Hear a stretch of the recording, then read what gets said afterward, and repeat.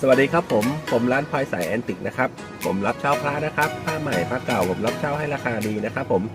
รับเช่าถึงบ้านให้ราคาดีครับ0891608545นะครับผม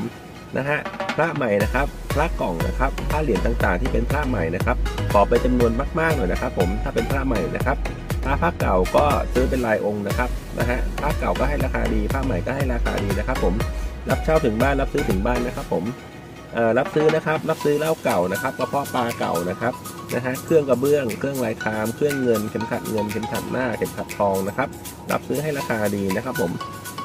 รับซื้อถึงบ้านให้ราคาดีครับ0891608545นะครับผมบันทึกเบอร์ผมนะครับบันทึกเบอร์ผม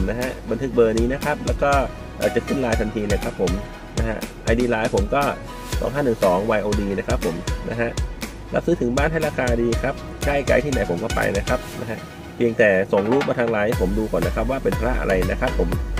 0891608545บันทึกเบอร์นี้ก็จะขึ้นไลน์ทันทีครับผมพระใหม่นะครับพระกล่องนะครับพระเหรียญต่างๆนะครับขอเป็นจำนวนมากๆนะครับผมพระใหม่พระเก่าต่างๆผมรับซื้อให้ราคาดีนะครับพระเครื่องต่างๆพระบูชาต่างๆนะครับรับเช่าถึงบ้านนะครับเหมาได้ทั้งพวกหมู่บูชาซื้อได้ทั้งห้องพระนะครับผมพระใหม่ที่ไหนใครไม่ซื้อผมซื้อนะครับผมแต่ขอให้เป็นจำนวนมากๆหน่อยนะครับผมพระกล่องพระเหรียญต่างๆพระใหม่ต่างๆที่ไหนไม่ซื้อผมรับซื้อนะครับ